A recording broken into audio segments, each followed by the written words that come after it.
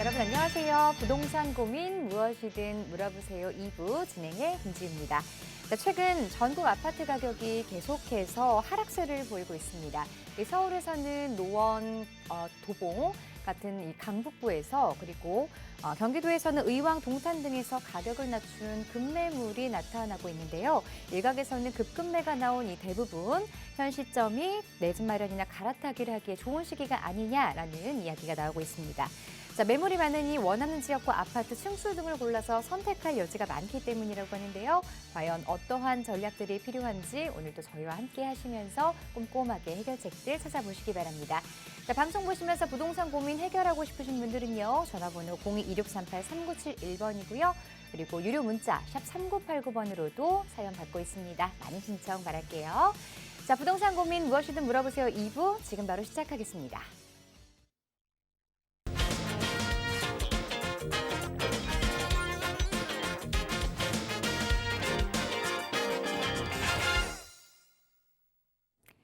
오늘도 여러분의 부동산 고민 속 시원하게 해결해 주실 전문가분 모셨습니다. 차동백 부동산경제연구소 차동백 대표이사 자리해 주셨습니다. 안녕하세요, 대표님. 네, 안녕하십니까. 반갑습니다. 한 달에 한 번씩 나와서 좀 얼떨떨하긴 합니다만 지금 부동산 시장 상황 어려운지는 뭐 우리 시청자분들도 잘 아실 것이고 이 시간을 통해서 우리 시청자분들이 가지고 계시는 어떤 자산 구성이라든가 또 미래 어떤 노후 설계라든가 이런 것들을 꼼꼼히 생각을 해보시고 챙기시는 그런 시간이 되었으면 합니다. 한 시간 동안 최선을 다해서 한번 잘 해보도록 하겠습니다. 여러분 요새 부동산 때문에 고민 참 많으시죠? 매수나 매도 타이밍, 투자 전략, 어떠한 질문이라도 좋으니까요. 방송 보시면서 부동산 관련한 궁금한 점들 그리고 시장의 흐름들도 놓치지 마시고 꼼꼼하게 함께 해주시기 바랍니다. 02-2638-3971번으로 전화 주시거나 샵 3989번 유료 문자 활짝 열어놓고 있습니다. 첫 번째 시청자분 바로 만나보도록 하겠습니다. 안녕하세요. 여보세요? 여보세요? 네, 시청자분 안녕하세요. 네, 안녕하세요. 네, 어떤 고민으로 전화 주셨나요? 은평구 신사동 빌라가 있는데요. 네. 그걸 매도를 해야 될지 더 가져가야 될지. 은평구 신사동의 빌라라고 하셨는데 네네. 자세한 주소를 좀 알 수 있을까요? 주소가 228-28입니다. 네. 여기 지금 보유하신 지는 얼마나 되셨을까요? 거기 지금 전세 주고요. 네. 지금 저희가 한 8년째 됐어요. 8년, 오래 가지고 네네. 계셨네요. 네네. 투자 목적으로 보유를 하고 계셨고 이제 앞으로 전망이나 뭐 매도를 해야 되는지 이런 부분이 궁금하신 거죠? 네네. 알겠습니다. 자세한 부분 전문가 의견 들어볼게요. 네. 네, 안녕하세요. 안녕하세요. 네, 반갑습니다. 하나만 궁금한 게 있어서 한번 여쭤보고 싶은데요. 네. 8년 전에 이 다세대를 구입을 할 때 네네. 그때는 어떤 생각으로 구입하셨을까요? 그때는 크게 뭐 별 생각 없이 그냥 했거든요. 그동안 아무 생각 없이 그냥 구입하셨군요. 예. 예, 좋습니다. 우리가 아파트가 있고 다세대가 있고 뭐 여러 가지 종류가 있잖아요. 네네. 그 중에서 우리 다세대를 보면은 우리 소위 빌라라고 그러는데 이 다세대는 옛날부터 사람들로부터 많이 소외됐죠. 네네. 소외되는 이유가 뭐냐면은 이 아파트는 많은 사람들이 선호를 해서 수요층이 두터운데 이 다세대는 많은 분들이 어떻게 보면은 아파트 들어가지 못한 분들이 선택한 케이스가 많았었어요. 그리고 또 하나는 케이스예요. 세월이 지나더라도 얘는 어떻게 바뀔 여지가 없는 거야. 재개발이 아니면 불가능한 거예요. 네. 그래서 이제 재개발만 기다리고 있는 그런 경우가 있었는데 최근에 와서는 서울시에서 오세훈 시장 정책이 우리가 지난 한 2015년부터 시작해서 작년까지 아파트 가격이 많이 올랐잖아요. 네. 많이 오르는 가운데 매일매일 뉴스를 보면 뭐라고 하냐면은 공급 부족이다. 그 얘기 수도 없이 들었죠. 네. 그래서 가격이 오른다고. 그래서 공급을 해야 된다는 것을 지금 정부도 아주 강하게 인식하고 있겠죠. 네. 그래서 오세훈 시장도 많이 공급하려고 생각을 하고 있는데 공급을 하는 방식 중에 하나가 뭐냐면 바로 이런 다세대 빌라가 밀집된 지역을 블록별로 그걸 가로주택 정비 사업이라고 그러는데 그걸 인접해서 시행을 하게 되면은 하나의 아파트 단지처럼 형성이 되겠죠. 네. 그런 것을 꿈꾸는 모아주택까지도 확장을 해서 정비 사업을 하려고 확장을 하고 있어요.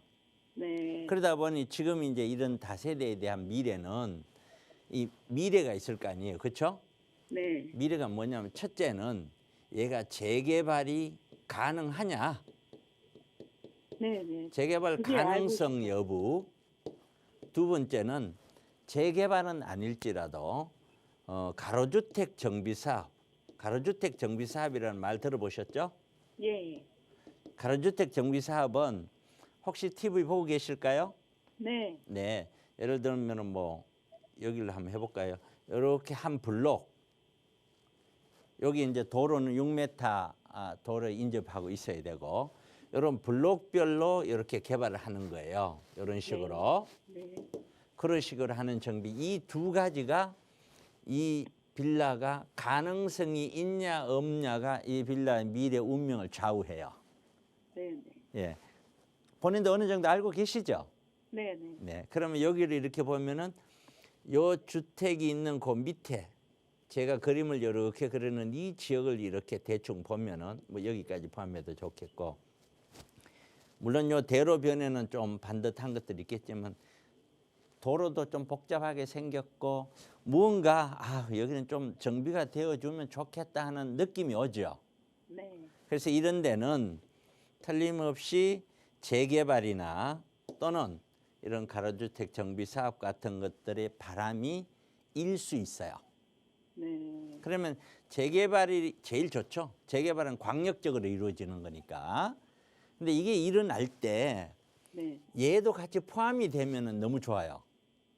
근데 얘 단점이 있어요. 여기 이제 글자가 있어서 잘 모르는데 요 앞에 있는 요 블록은 이 밑에에 비해서 굉장히 반듯하고 예. 특히 요 대로변 쪽에 있는 이 건물들 있죠. 네. 네. 이 건물들은 사실 재개발을 해서 이익을 받을 게 없어요. 현재 상태의 가치가 굉장히 좋기 때문에. 네. 그러니까 이 건물들은 반대할 확률이 굉장히 높단 말이죠. 네. 이 자체가. 그런 상황이에요. 그래서 사실은 재개발이 된다 그러면 이건 가지고 있어야 되잖아요. 예, 그렇죠. 재개발이 안 된다 그러면 이거 가지고 있는 것도 아주 곤란하잖아요.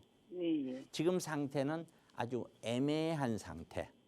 그러니까 오세훈 시장이 이 시장 기간 동안에 끊임없이 가로주택 정비 사업 및 이런 재개발 정비 사업을 활성화시켜 나갈 텐데 어느 정도까지는 수년 정도는 보유를 해 가면서 기다려 가면서 상황을 지켜봐라. 네. 무슨 얘기인지 이해가시죠? 네, 네. 뒤에 이쪽과 이를 어울려서 이 분위기가 여기는 서울시에 어디든 이런 지역은 많아요. 네. 그런데 이런 지역에서는 지금 예를 들어서 당장 판다고 해서 당장 팔리는 것도 아니고 네. 시기적으로. 그래서 지켜보는 것이 필요하다. 좋으니까 가져가라가 아니라 네. 좋을 수 있으니까 일단 보유를 해라 이 뜻이에요. 네. 이해 가시죠? 네, 네. 네, 아주 급한 상황이 있어서 매도 후에 아주 좋은 물건이 있다든가 이런 경우는 예외예요. 네. 그런 경우는 그렇지 않다면은 요거는 일단은 좀 보유하면서 한 3, 4년은 좀 지켜볼 필요가 있겠다. 네. 그렇게 좀 말씀드리면 될 것 같아요. 네. 정비 사업이라는 것을 빗대어서 설명을 드린 겁니다. 네. 네, 그렇게 참고하세요. 네, 네. 예, 고맙습니다. 네, 감사합니다. 네. 네. 네, 전망에 대해서 짚어드렸으니까 참고해 보시고요. 또 다른 투자 전략 필요하시다면 다시 한번 전화로 상담 신청해 주시기 바랍니다. 자, 계속해서 다음 시청자분 전화 연결해 보도록 할게요. 안녕하세요. 예, 안녕하세요. 네, 전화 연결되셨어요. 반갑습니다. 예, 반갑습니다. 네, 우리 시청자분 어떤 고민 도와드릴까요? 예, 서초동에 네, 세대 주택이 하나 보유하고 있는데요. 네. 향후 전망요. 자, 향후 전망이 서초동의 궁금했어요. 네, 다세대 주택 혹시 자세한 위치나 주소 알 수 있을까요? 예, 서초동 예술의 전당 번천대. 아, 예술의 전당 근처요. 예, 예. 네, 여기 지금 보유하고 계신 지는 얼마나 되셨을까요? 한 5년? 5년 5년? 보유하고 계셨고, 네네. 거주는 하고 계신가요? 아니면 임대를 주고 계신 상황이세요? 임대 주고 있습니다. 네, 지금 투자 목적으로 보유를 하고 계셨나 봐요. 네네. 네, 앞으로 전망 궁금하다고 하셨는데 서초동 다세대 주택, 앞으로 좀 더 미래 가치가 있는 지역인지 자세한 이야기 들어보도록 할게요. 예, 감사합니다. 안녕하세요. 안녕하세요. 반갑습니다, 반갑습니다. 대표님. 방송 잘 시청자님, 보고 있습니다. 네, 고맙습니다. 시장님, 방금 예, 제가 앞에 분에게 설명하는 거 혹시 들으셨어요? 예, 맞습니다. 예. 네, 같은 맥락이에요. 네네. 그러니까 지금 우리가 조금 더 깊이 있게 설명을 해드리자면은 예술의 전당 앞쪽에 여기 어디라는 얘기거든요. 예, 그럼 이 지역이 다세대 빌라이기 때문에 다세대 빌라의 운명은 미래에 갖춘 큰 운명은 개발에 있다. 그렇죠? 네네. 예, 정비 사업에 있다. 정비 사업 여부가 예, 이 미래를 결정을 한다. 그러면 네. 정비 사업은 다세대가 속해 있는 정비 사업은 광역적으로 정비를 한다면은 재개발. 그렇지 않고 예를 들어서 뭐 이렇게 한 블록별로 재개발을 한다면은 그건 정비를 한다면은 그거는 가로주택 정비 사업. 정비 사업이 이름이 좀 달라요. 네. 그러면은 여기는 보시는 바와 같이 광역적으로 개발을 할 만큼 낙후된 지역이 아니에요. 그렇죠? 네. 지역 자체. 그러면은 개발을 한다면은 가로주택 정비 사업이 될 가능성이 높은데 네. 가로주택 정비 사업조차도 그래요. 재개발이나 이런 정비 사업은 왜 할까요? 응? 정비 사업을 왜 하죠?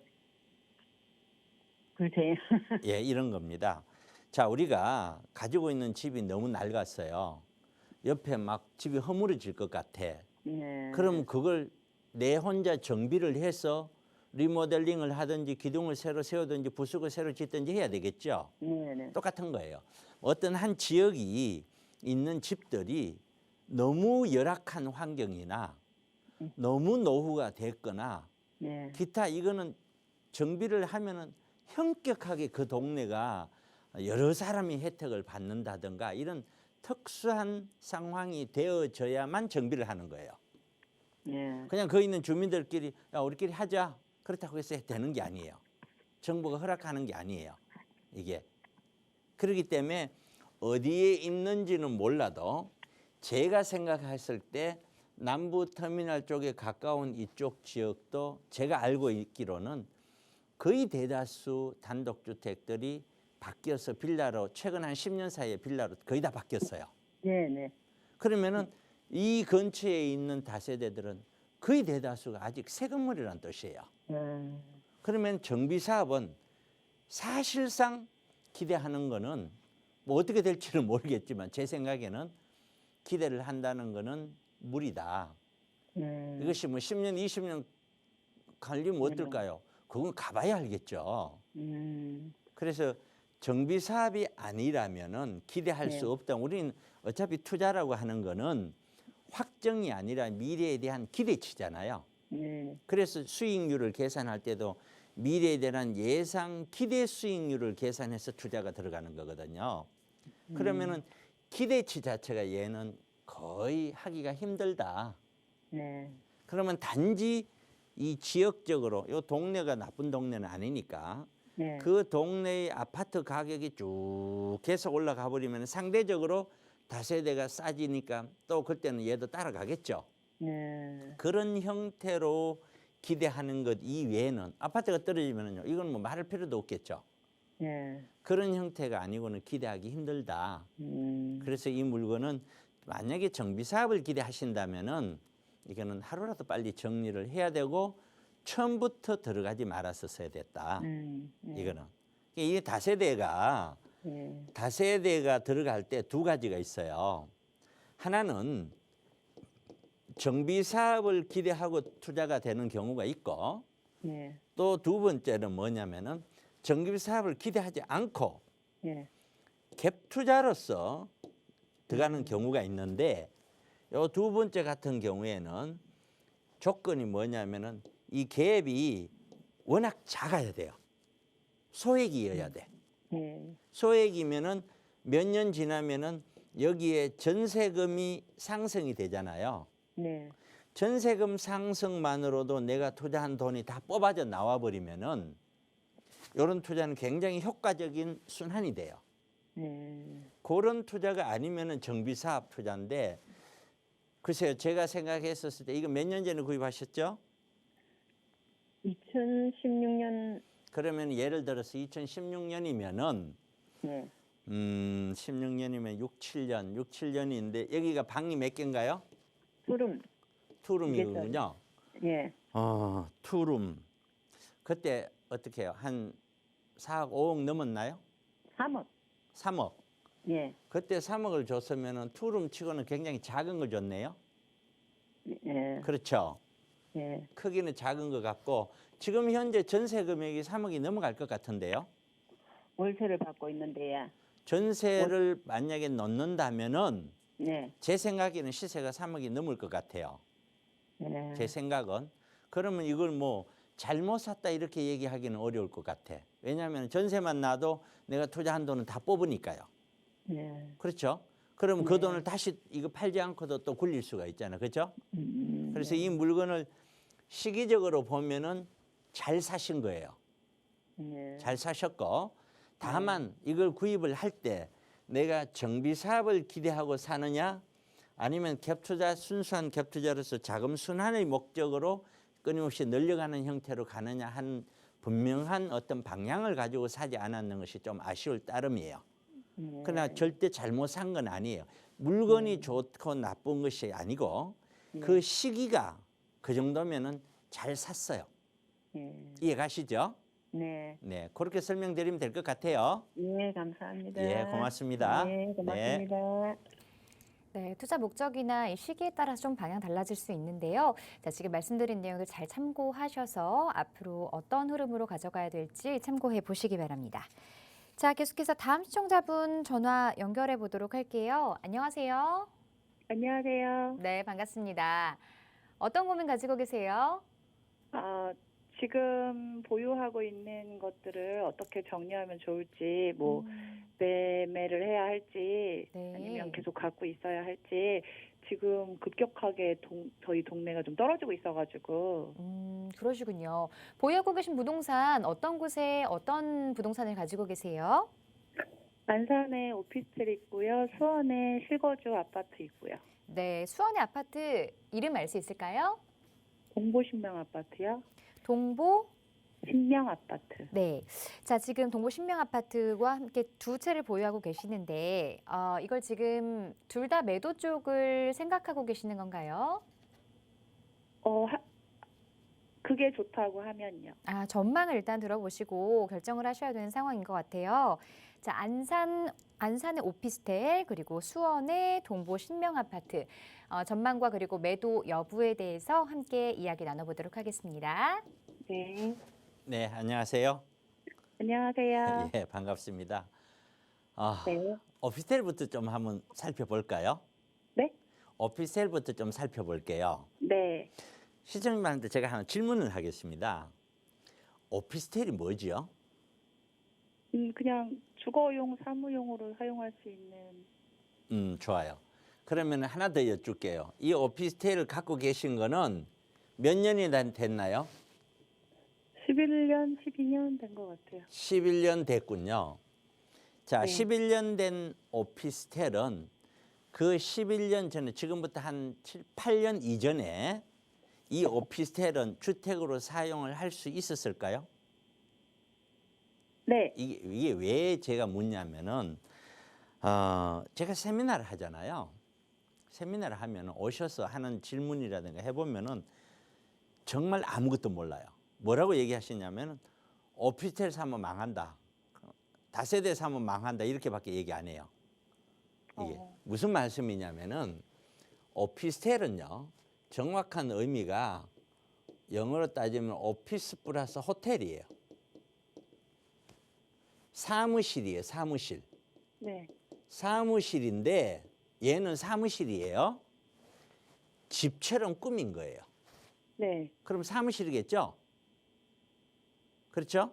네. 제 얘기를 끝까지 들어보세요. 사무실이기 때문에 집으로 사용하면 돼요, 안 돼요? 안 되는 네. 거예요. 네. 이건 불법이에요. 그래서 사람들이 어떻게 했냐면은 주소를 이전하지 말 것하고 임대차를 쓸 때 단서를 달았던 거예요. 그렇게 달아서 피해 가려고. 근데 그걸 국가가 모를까요? 알겠죠. 그랬었기 때문에 얘는 사무실로 탄생됐기 때문에 보일러가 들어가질 않았어요. 들어갈 수도 없었고. 네. 그랬던 것이고 사람들이 다 소외를 됐죠. 우리 투자에서 관심이 없었죠. 왜? 상가가 있으니까 상가 쪽에 관심이 있고 아파트 있으니까 아파트 쪽에 관심이 있지 오피스텔은 관심이 없죠. 그러다 보니 초역세권의 서울처럼 이렇게 밀집된 도시 역세권에 혼자 사는 사람들이 살 만한 데가 없는 거예요. 네. 그러다 보니 사이드로 이런 오피스텔을 지어서 난로를 갖다 놓고 주거용으로 몰래 임대를 놓기 시작한 거예요. 국가는 그걸 알고 있었지만 사회적으로 그렇게 가는 필요성 때문에 그냥 가만히 놔두고 있었던 거예요. 우리 법은, 우리나라 법은 그렇게 돼 있어요. 그것이 탄생될 때 얘가 사무실로 탄생되었던 뭘로 탄생이 되었던 주택으로 사용하고 있으면 그 주택 숫자에 들어가요. 지금도 마찬가지입니다. 그랬는 것을 우리가 1인 가구, 2인 가구가 1960년대에 약 한 14% 정도 됐어요. 1, 2인 가구가. 네. 시청자님, 지금 한 몇 퍼센트 될까요? 네요. 찍어보세요. 잘 모르겠어요. 아니, 모르니까 묻죠. 찍어보시라고. 대충 66% 정도 간다고 보시면 돼요. 깜짝 놀랐죠? 1, 2인 가구가 이렇게 많은 줄 몰랐죠? 네. 자, 1, 2인 가구가 이렇게 많다는 거는 큰 집이 필요해요? 작은 집이 필요해요? 작은 집이 필요해요. 그렇죠. 근데 이 사람들이 들어갈 작은 집은 방 3개일까요? 2개나 1개일까요? 하나. 그렇죠. 하나 하나 또는 2개죠. 1, 2인 가구니까. 그죠? 네. 많으면 좋지만은 일단은 작은 돈으로 마련할 수 있어야 되잖아요. 거주할 수 있어야 돼. 그래서 탄생된 것이 09년 7월 달에 도시형 생활주택을 국가가 탄생을 시켜요. 소형 주택을 이 사람들을 위했어요. 근데 탄생시키고 보니 여기 있는 수요들이 다 도시형 생활주택으로 들어가니까 아무리 지어도 물건이 모자라는 거예요. 그러니까 전세가 1년에 1,000만 원, 2천만 원씩 막 올라가는 거예요. 그래서 박근혜 정부 때 어떤 일이 있냐면은 이 역세권에 있는 오피스텔에 관심을 가져요. 관심을 가만히 보니까 아, 얘는 오피스텔이지만은 이미 상당 부분이 다 몰래 주택으로 쓰고 있었어. 얘를 주택으로 쓰게 하더라도 큰 문제가 없겠구나라고 판단을 해요. 그래서 그때 오피스텔러는 지금부터 주택으로 써도 좋다라고 허락을 해요. 네. 그 뒤에부터 오피스텔은 탄생되는 거는 바닥에 보일러도 들어가고 집으로 탄생이 돼요. 근데 이름은 오피스텔이에요.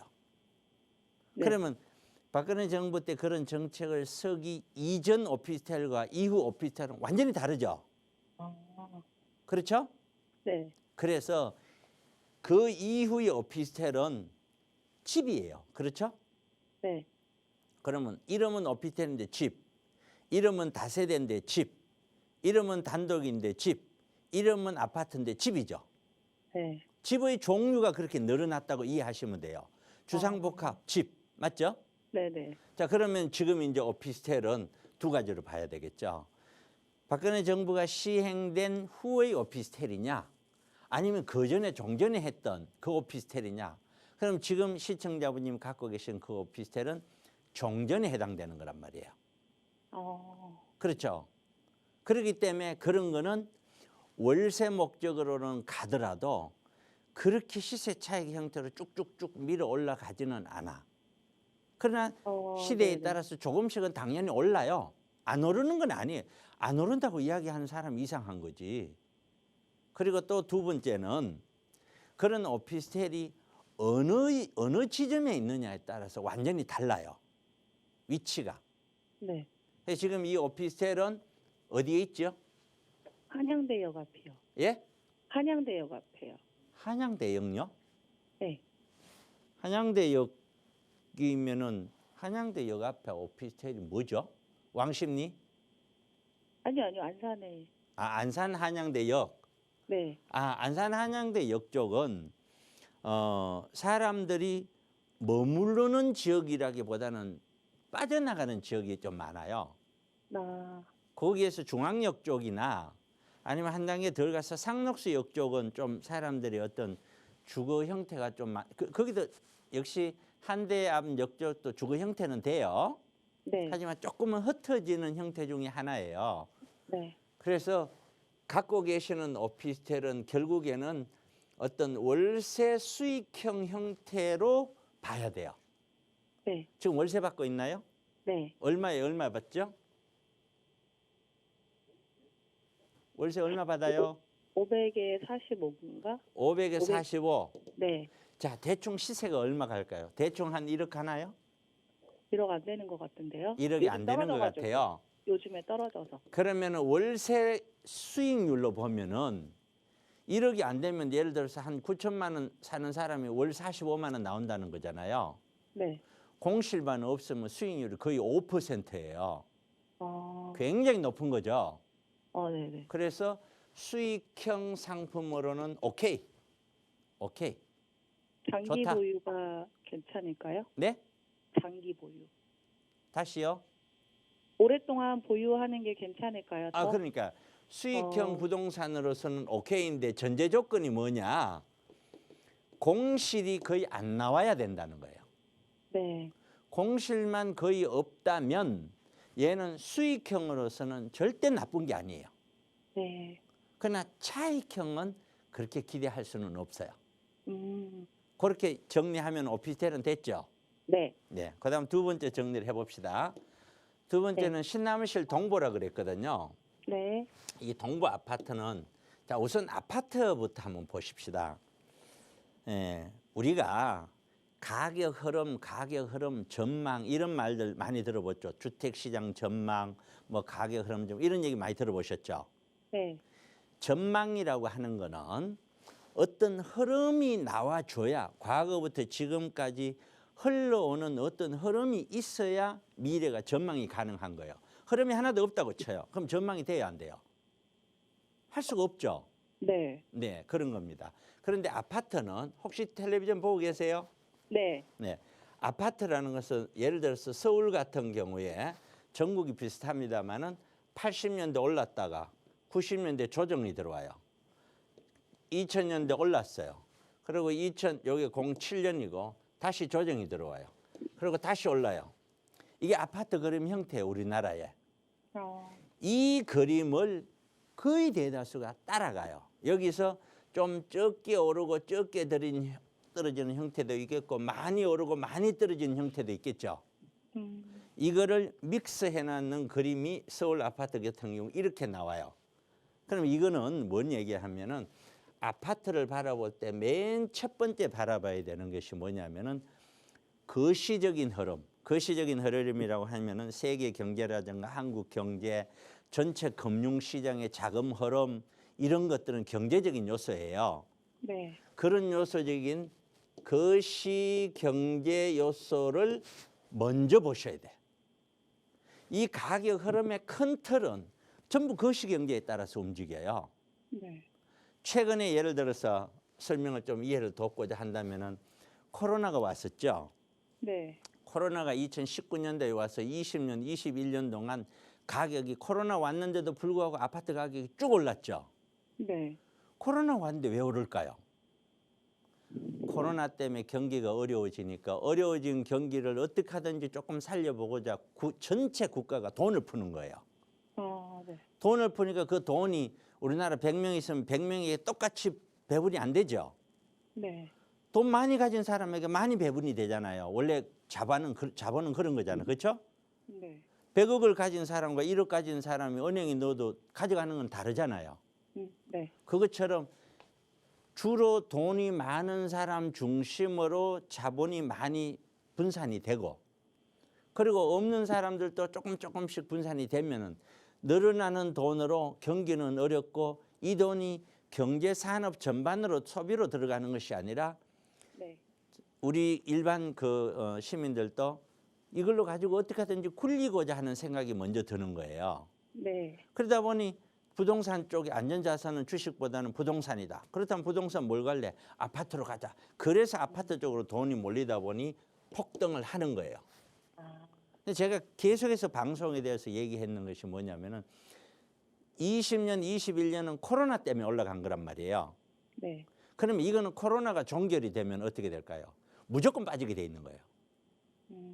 코로나가 종결이 되면 풀려있던 돈들을 걷어가게끔 돼 있거든요.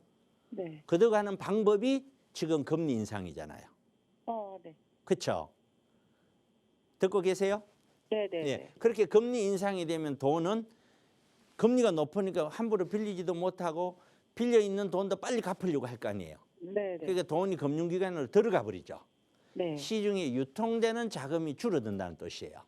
네. 그러니까 당연히 돈이 주니까 수요도 줄겠죠. 네. 수요를 주니까 가격이 내려가겠죠. 네. 그래서 가격이 떨어지는 거예요. 아. 그래서 지금은 그런 상황이에요. 그러면은 그 다음 단계는 어떻게 될까요?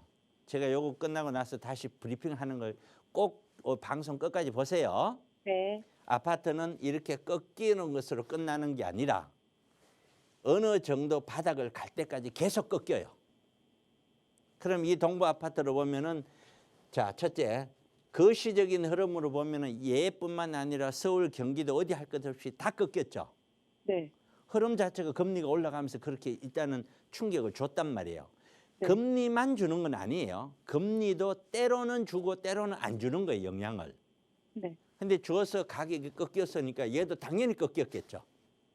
왜? 네. 전체적인 시장의 거시기니까 전반적으로 영향을 미치니까요.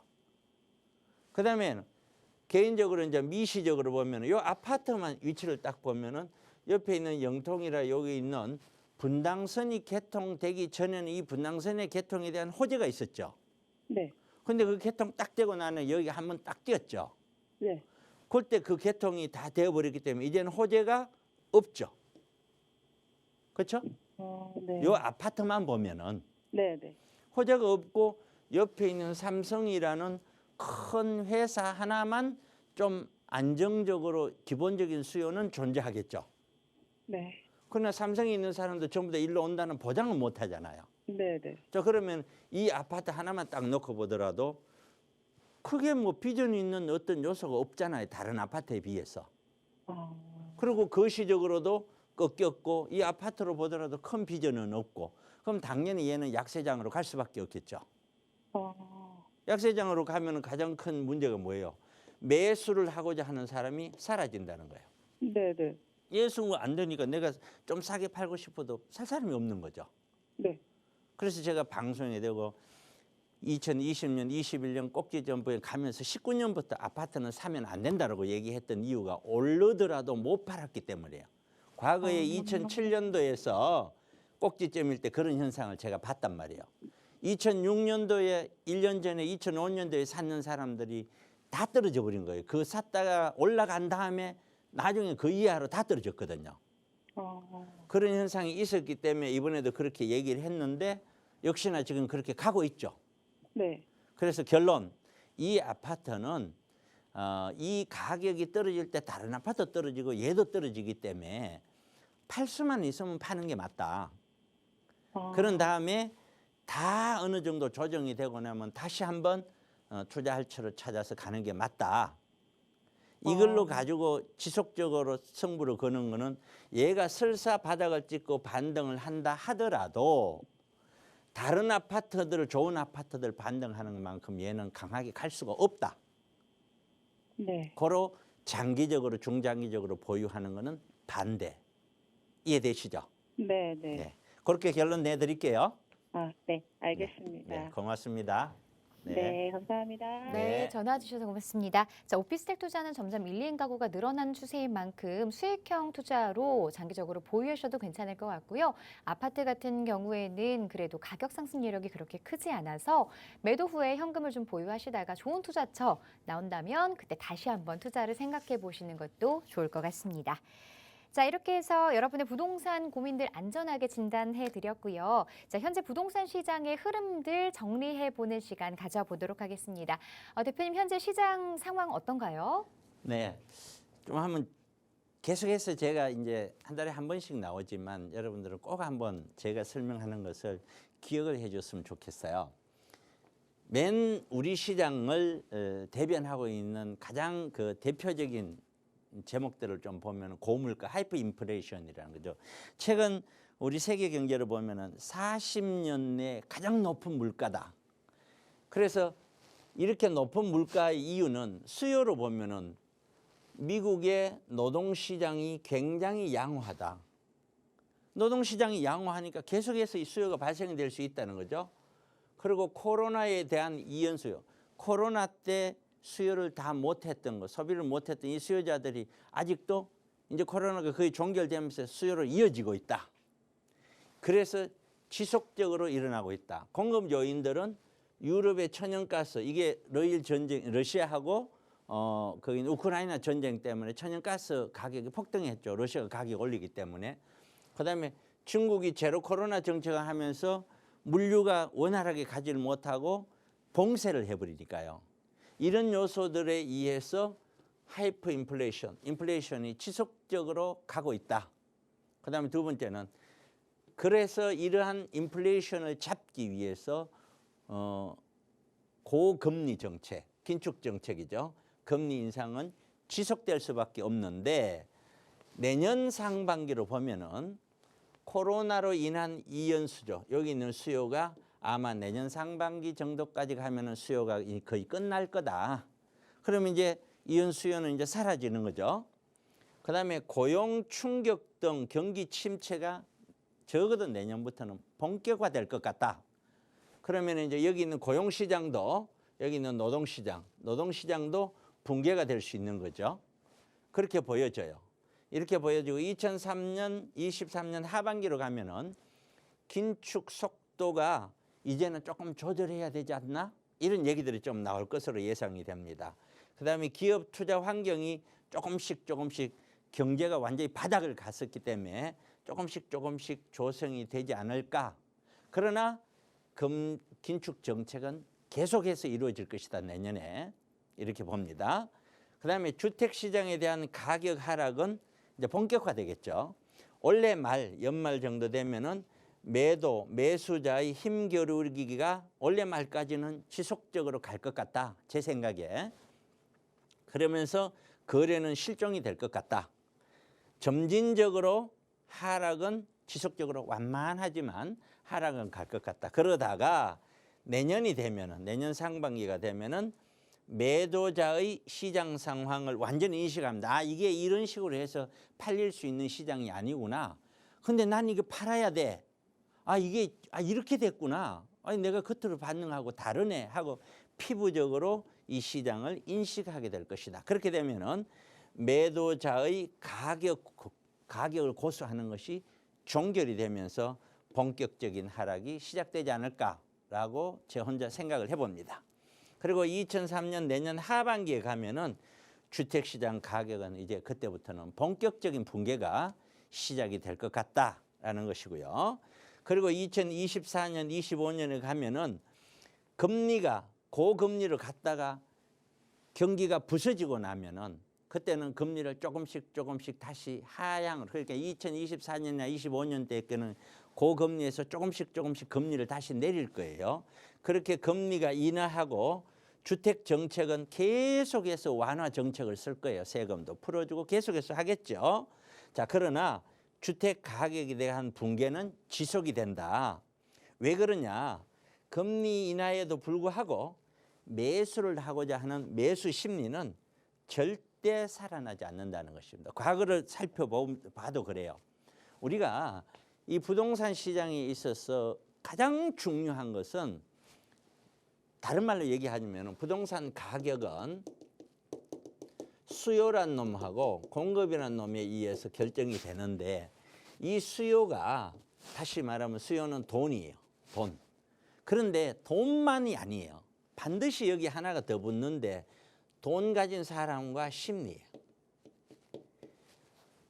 지금처럼 시장이 한번 꺾이고 내리막길 가면은 돈을 가진 사람들의 돈은 있지만 돈은 있어요. 그러나 심리가 회복되지 않기 때문에 완전히 바닥 갈 때까지 장기적으로 중장기적으로 바닥을 칠 때까지는 계속 내리막길을 가는 거예요.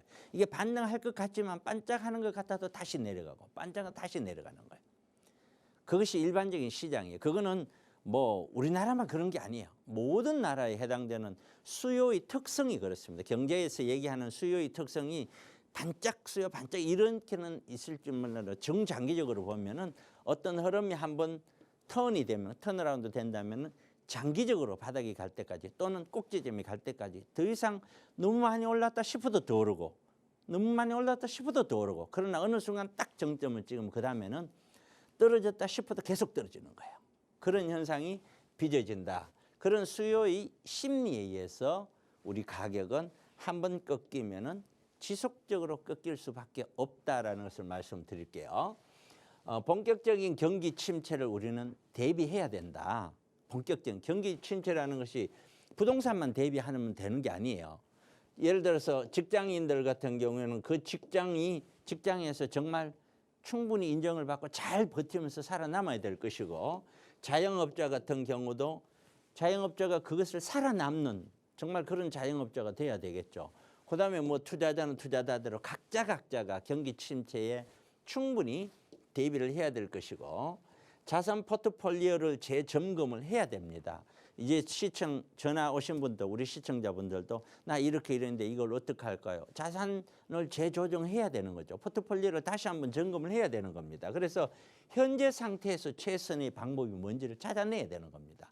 그래서 세미나가 필요한 것이고 그래서 상담이 필요한 것이고 그래서 이런 방송이 필요한 것이죠. 반드시 해야 됩니다. 이거는. 그리고 주택 구입자들을 기다릴 것. 재개발, 재건축도 같다. 이게 무슨 얘기냐. 주택을 구입하고자 하는 사람들은 무조건 기다려요. 무조건 기다리는 것이 답이다. 지금은. 절대로 이 정도면 사면 되지 않은 천만에. 그렇지 않다. 절대 그렇지 않으니까 기다려라라고 말씀드리고 싶고 기존에 잘 구성된 물건들을 보유를 해야 된다. 충분히 잘 구성을 해놨다. 제가 아까 보셨을 때 어느 다세대 빌라를 얼마 주고 샀습니까? 그동안 월세 어느 정도 나옵니까? 그럴 것 같으면 그건 괜찮습니다. 정비가 안 되더라도 개발이 안 되더라도 그건 잘 사신 거예요. 라고 얘기한 것들이 있죠. 그런 것들은 잘 하신 겁니다. 미리. 내 기분에 아파트만 잘하는 게 아니에요. 그런 것들은 가져가는 게 맞겠죠. 추가로 구매는 안전상품 위주로 구입을 원해야 된다. 안전하게 갈 수 있는 수익형이라든가 정말 자신이 있는 갭 투자든가 이런 것이 아니면 안 된다. 투자를 구입하는 것은. 이렇게 꼭 참고를 하셔서 여러분들의 자산 구성을 잘 좀 했으면 하는 바람입니다. 네. 이 하이 인플레 그리고 고금리 등으로 인해서 당분간은 경기가 쉽지 않을 것 같습니다. 과연 언제까지 이렇게 긴축 정책이 이어질지 앞으로 시장의 상황들 좀 미리 짚어보는 시간 가져봤고요. 조금 더 자세한 부동산 고민 상담과 그리고 전략을 위해서 세미나 개최하고 계시다고 들었습니다. 일정 좀 자세하게 안내 부탁드릴게요.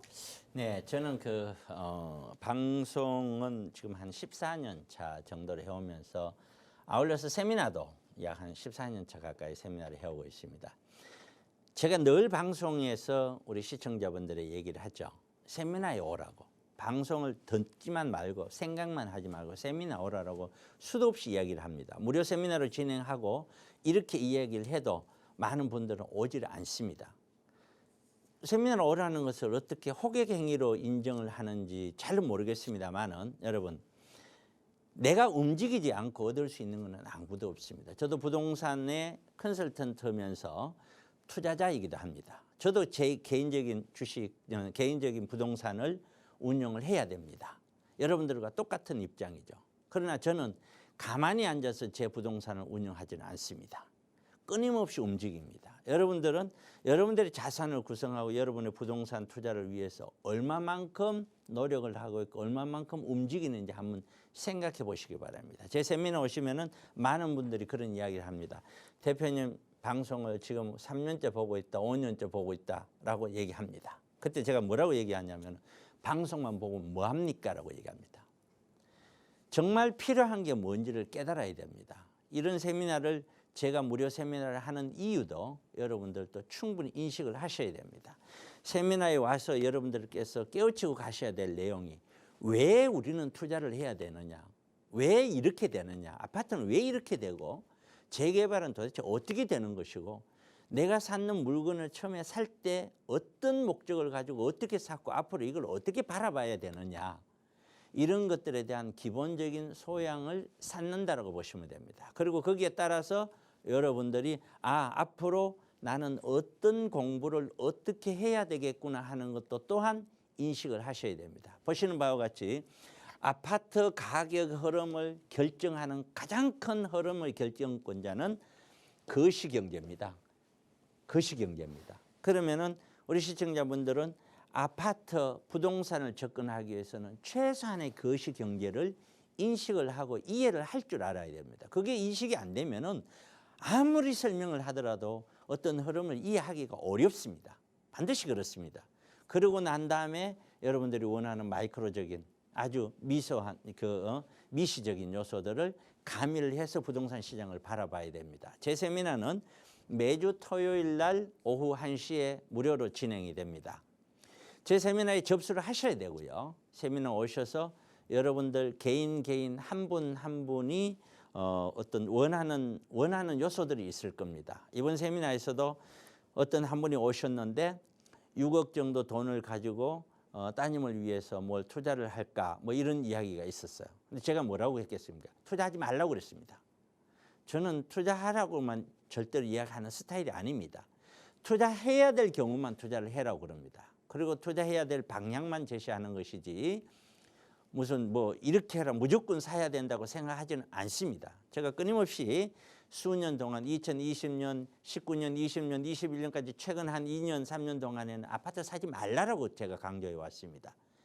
그 이유는 바로 지금 같은 현상이 눈앞에 다가왔기 때문에 제가 그런 겁니다. 이제는 가격이 올라도 여러분이 원하는 가격대로 팔아야 여러분의 돈입니다. 팔지 못하면 여러분의 돈이 아닙니다. 그것은 단지 내가 가지고 있는 소유하고 있는 소유 물건이고 세금을 내는 물건에 불과한 것입니다.